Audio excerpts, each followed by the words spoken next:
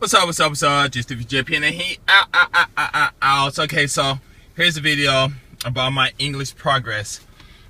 This year I started teaching a class of 25 to 30 students. They're all in the kindergarten, between the 5 and 6 age. Well, they're all 5 now. They're 6. Next month is the last lesson I have with these kids, I believe. Anyway. The first 10 weeks, that's last year in April, the first 10 weeks, the 10th, 11th, and 12th week, one of each of those weeks, one of each of those weeks, or however I'm supposed to say it, a student started reading. First it was a boy, then a girl, then another boy. And the boy and the girl was reading very, very well. One of the boys, the first boy. The third boy was reading okay. Anyway, as they were reading, and we do a practice, because my reading lesson, I have a pattern that I do, and it's really fun, really easy, help the kids to really get more focus on the word. My students, they have to pass, before they can read, or before I start them reading anyway, they have to pass a phonics test that's I wouldn't say it's difficult, it's very easy, but it's for them, they might think it's difficult, other people might think it's difficult, other teachers and stuff, if they were to see what I do. But it's very easy. The youngest student that's ever passed that test was 2 years and 6 months, and 2 years and 7 months when I taught him, when I tested him, and he was reading, very well, and he could use a dictionary. But anyway, so these kids started reading and stuff, and I think it was about maybe in what month was that? October. I got to thinking, well, okay, it's October, and they got till March, and if they're just reading and reading and reading every week until the end of the year, it's a good thing. But when they finish, what are they going to take home with them? What are they going to be able to remember? Because if they don't come to my school, or go to another school, they won't be taught reading, so they'll forget. So I said, forget it. I'm going to teach them grammar and stuff, so I can teach them how to speak. And so I have this one grammar class. I wrote this book. It's really nice, really easy to teach kids.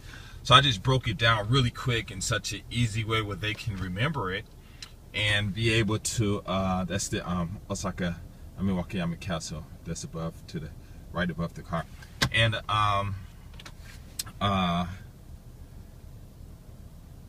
catch my thoughts. Oh, so I broke it down really easy and gave them 1, 2, 3 tests.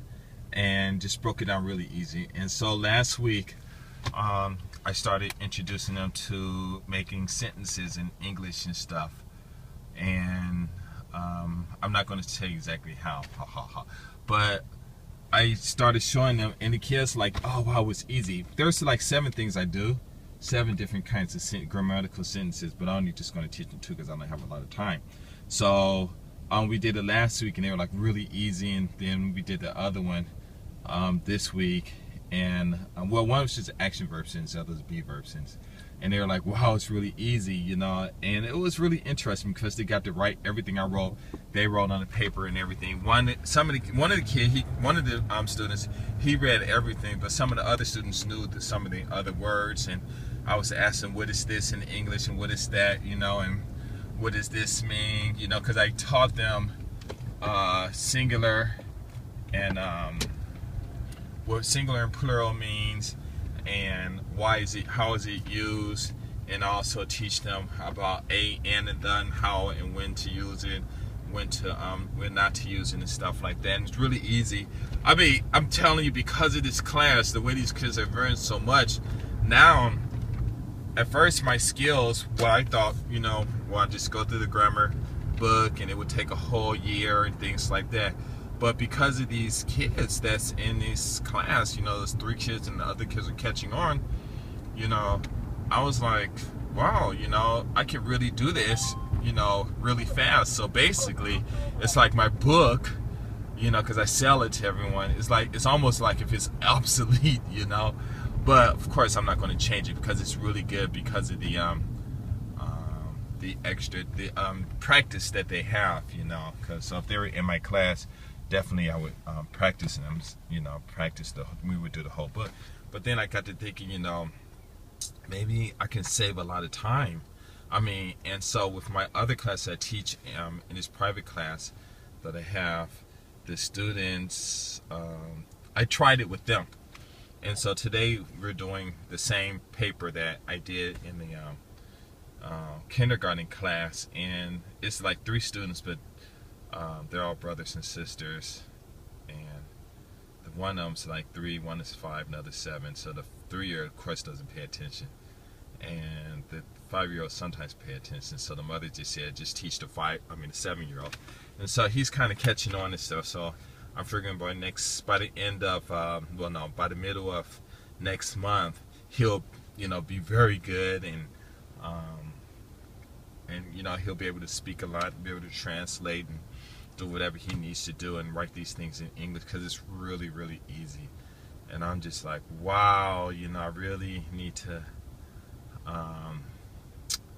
find a way to get these programs. I guess I got to search and stuff. But it's so cool to be able to do this. It's like these one kid, she's in the 3rd grade, and we do the lesson, and her and her brother, all they do is just play a lot, and they don't. Ooh, they go to castle right there. They play a lot, but they're the most. They comprehend while they're playing, which there is a study about that, and how that really is an effective way instead of just sitting there doing nothing. And one day the girl just started speaking. I'm like, okay, what's this? And give him a one word, like what's a good word? Like complaint, and she'll say the sentence in Japanese or whatever, and the next thing you know, she'll just say it in English. Of course, she got her notes, but she only said that one sentence in English, but the rest of the other 6 grammatical structures, she just look at the papers, all in English, and I'm like, wow, this is so cool. And it was funny because last week the mothers happened to come early to watch the class, because I keep asking them to come and watch, and one of all the mothers came in, and the mother of the boy and the girl, the 3rd grade girl and this 5th grade boy, they came and watched the lesson, and the daughter was just going off in English, and I was like so happy, I was really, really happy, and I was like, wow, this is so cool and stuff. And she was like really surprised. So after class, she was talking about the ACAN test, the English test, and do I give it at my school? I don't give it at my school. I just told her to just look it up on the computer, and they have places, because actually I haven't even tried looking into it, but I don't know. But like I said, I don't have a degree or anything, so I don't know. Oh man, gosh, I gotta wait. I knew that was gonna be, man. So anyway, how can I say that?